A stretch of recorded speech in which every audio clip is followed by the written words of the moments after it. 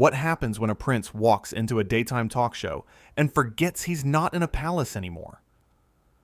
In just 38 seconds, one comment turned a friendly interview into the most explosive moment in talk show history. This is the story of how Prince Harry got kicked off Tamron Hall's show. The studio lights were warm that afternoon. Tamron Hall sat across from Prince Harry, her smile genuine and welcoming. The audience had been buzzing with excitement for days. A real prince was coming to talk about his latest charitable initiative.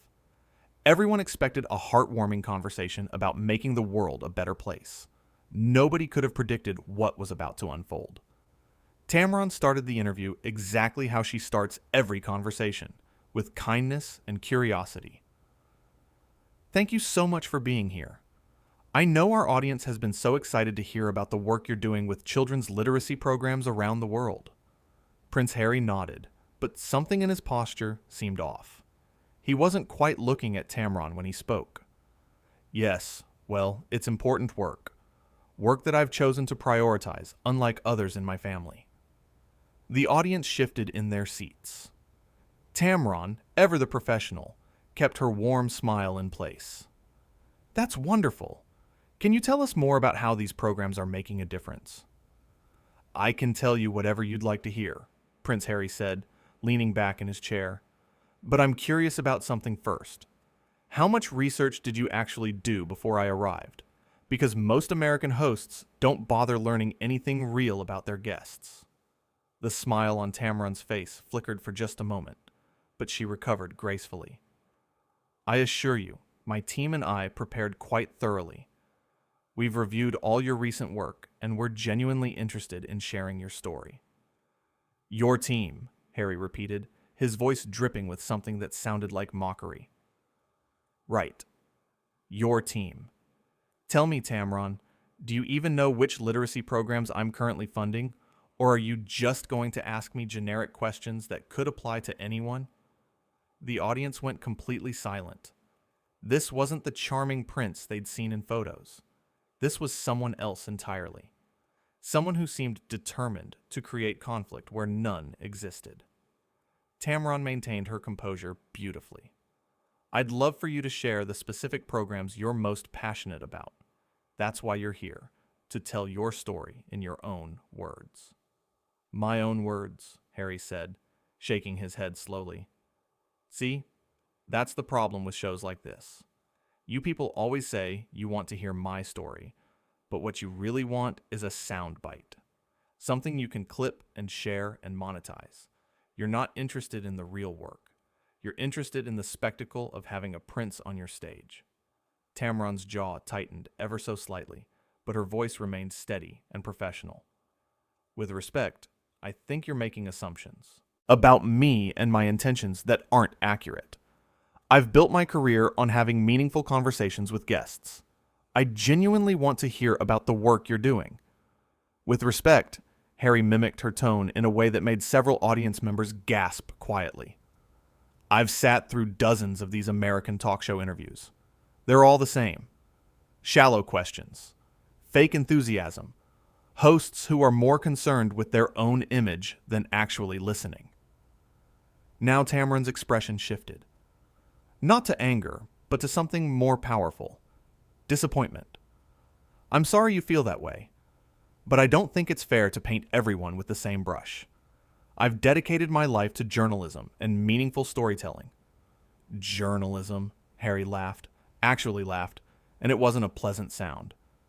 Is that what we're calling daytime television now? Journalism? That's rich. The audience was completely still. Some people looked uncomfortable. Others looked shocked. A few looked angry on Tamron's behalf. This wasn't entertainment anymore. This was uncomfortable to watch.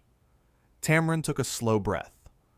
I understand you might have had negative experiences with media in the past, and I'm sorry for that. But I would appreciate it if you wouldn't dismiss the work I do and the platform I've built. Many people, including myself, take daytime television very seriously. Oh, I'm sure you do, Harry said, his voice laden with sarcasm. I'm sure you take it very seriously as you ask celebrities about their favorite skincare routines and their new movies. Very serious journalism indeed. That's enough, Tamron said quietly, but there was steel in her voice now. I've been respectful to you from the moment you walked in here. I've given you a platform to share your message, but I will not sit here and let you disrespect me, my show, or the work I've done for over 2 decades. Harry seemed surprised, as if he hadn't expected her to push back. I'm simply being honest about what these shows really are. No, Tamron said, her voice growing stronger. You're being rude. There's a difference between honesty and cruelty, and right now, you're choosing cruelty. I don't know what's going on in your life that's making you act this way, but you don't get to come onto my stage and tear me down to make yourself feel better. Tear you down? Harry's voice rose slightly. I'm just pointing out the obvious. These shows are fluff. They're meaningless entertainment for people who don't want to think too hard about anything real. The audience gasped collectively. Someone even booed quietly. Tamron stood up slowly. She wasn't shouting. She wasn't losing control. She was simply done. You know what? Tamron said, her voice calm but absolute. I've had presidents on this stage. I've had activists, scientists, survivors of incredible tragedies who found the courage to share their stories. I've had teachers and nurses, and everyday heroes who do more good in a single day than most people do in a lifetime. And every single one of them showed me respect. Every single one of them understood that this platform, this show, matters to real people. Harry opened his mouth to speak, but Tamron held up her hand. I'm not finished, she said. You came here today with an opportunity to talk about children's literacy, which is genuinely important work. You could have inspired people. You could have made a difference. Instead, you chose to spend your time insulting me and dismissing everything I've built. That's your choice, but I don't have to accept it. So what are you saying? Harry asked, and for the first time, he sounded uncertain. I'm saying this interview is over, Tamron said clearly. I'm asking you to leave my stage. The audience erupted, not in boos exactly, but in a shocked murmur that filled the entire studio. Harry sat frozen in his chair, seemingly unable to process what was happening. You can't be serious, he said. I am completely serious, Tamron replied. I have never kicked a guest off my show before. Never. But I also have never had a guest treat me with such blatant disrespect. You don't get to come into my house and act like this. You just don't. Do you know who I am? Harry asked, and the entitlement in his voice was staggering. Yes, Tamron said simply. You're someone who forgot that being a prince doesn't give you the right to treat people badly. You're someone who apparently thinks your title means you don't have to show basic human decency. This is ridiculous, Harry said, still not moving from his chair. You're being completely unreasonable. Am I? Tamron asked. Let me ask the audience something. Do you think I'm being unreasonable? The audience responded immediately with a chorus of no's and supportive shouts for Tamron. Several people stood up and started clapping for her.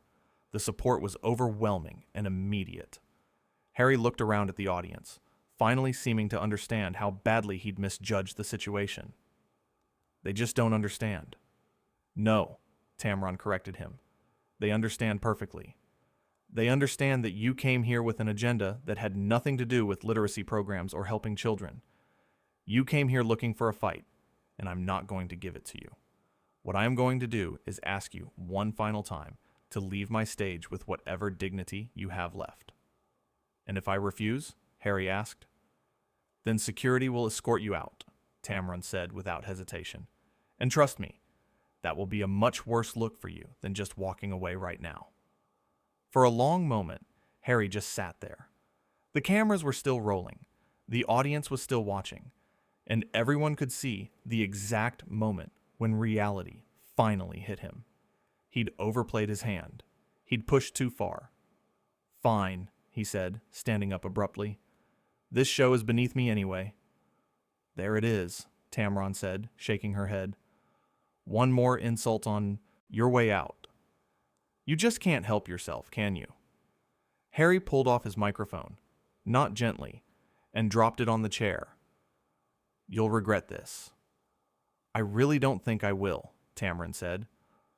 "What I would have regretted is sitting here and letting you continue to disrespect me and everyone who works on this show. That would have been the real mistake." Harry started walking toward the exit, his movements stiff and angry. The audience watched in complete silence now, the kind of silence that feels heavy and charged. But then he stopped. He actually turned around and came back toward Tamron. "You know what your problem is?" Harry said, his voice loud enough for everyone to hear. "Please enlighten me," Tamron said, crossing her arms. "Your problem is that you're so desperate to be taken seriously that you can't handle anyone pointing out the truth about what you really do here. This isn't journalism. This isn't important. It's just noise." Tamron didn't flinch. "And your problem is that you think tearing other people down makes you look bigger. It doesn't. It makes you look small. It makes you look insecure. And honestly, it makes you look sad." "How dare you?" Harry said. "How dare I?" Tamron's voice rose for the first time. "How dare you? You came onto my show. You sat in my chair. You looked me in the eye and dismissed my entire career. You insulted my audience.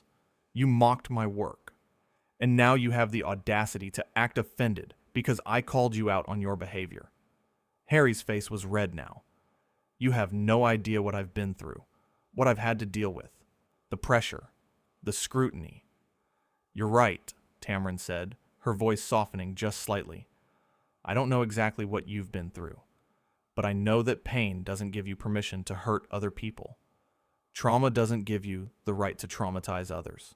And whatever you're dealing with, it's not an excuse for this." "I don't need excuses," Harry shot back. "I don't need anything from you." "Then why are you still here?" Tamron asked. "If this show means nothing, if I mean nothing, if this is all so beneath you, then why are you still standing on my stage arguing with me?" Harry had no answer for that.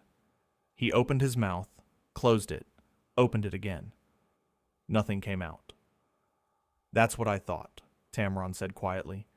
"You're still here because some part of you knows you messed up. Some part of you recognizes that you crossed a line. But instead of acknowledging that, instead of apologizing, you're doubling down. You're making it worse." "I'm not going to apologize to you," Harry said. "I'm not asking you to," Tamron replied. "Honestly, at this point, I don't want your apology. What I want is for you to leave. What I want is for you to think about how you treated me today and ask yourself if that's really the person you want to be." "You don't get to lecture me about who I should be," Harry said. "You're right again," Tamron acknowledged. "I don't. But I do get to decide who I allow on my stage, and I've decided that you need to go. Security?" 2 security guards appeared from the wings. They didn't touch Harry, but their presence made the message clear. This wasn't optional anymore. Harry looked at the guards, then back at Tamron. "This is going to backfire on you spectacularly."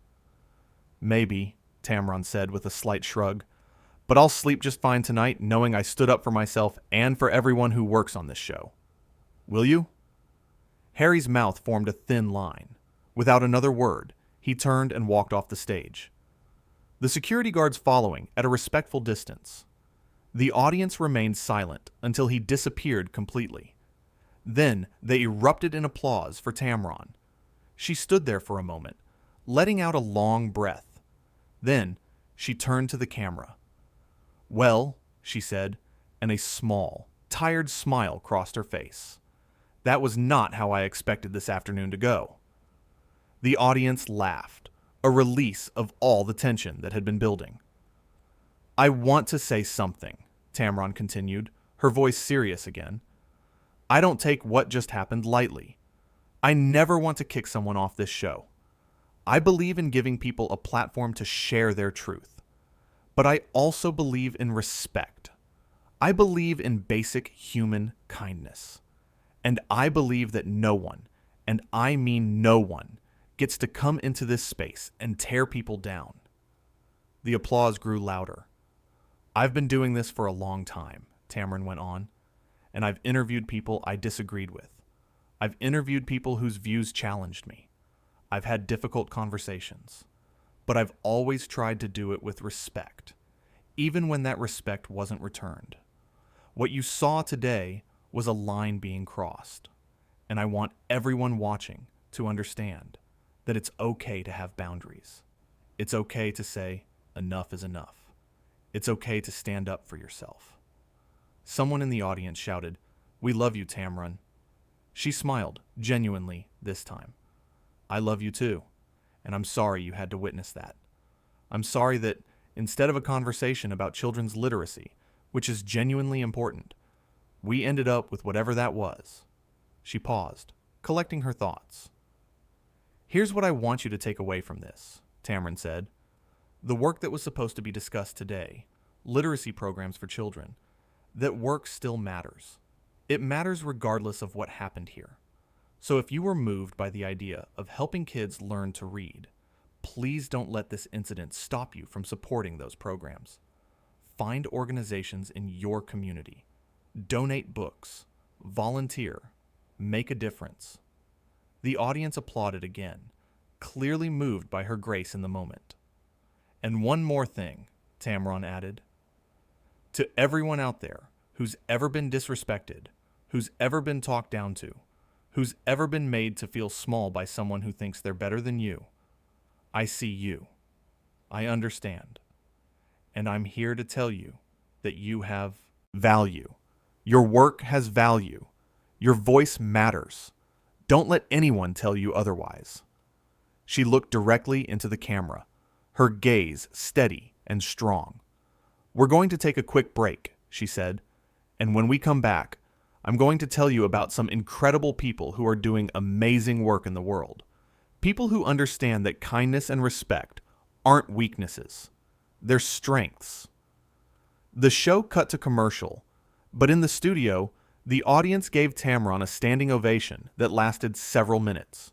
She stood there, absorbing their support, visibly emotional, but holding it together. When the cameras came back on, Tamron had composed herself completely. She spent the rest of the show highlighting ordinary people doing extraordinary things. Teachers who spent their own money on classroom supplies. Nurses who worked double shifts during the pandemic. Community organizers who fought for justice. Each story was a reminder of what her show was really about. Elevating voices that deserved to be heard. She never mentioned the incident with Harry again. She didn't need to. The message had been sent and received, loud and clear. This was her show. This was her stage, and she would decide who deserved to be on it.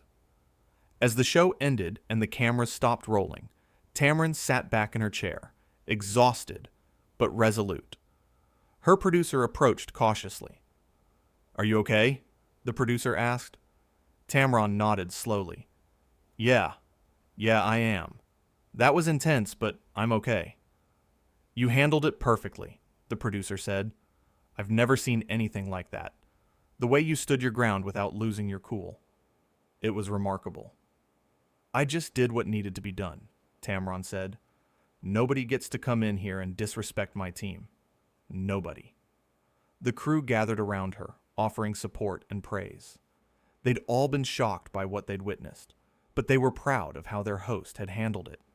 She'd protected not just herself, but all of them. Later, as Tamron sat in her dressing room removing her makeup, she replayed the confrontation in her mind. Had she done the right thing? Could she have handled it differently? The questions swirled, but deep down, she knew the truth.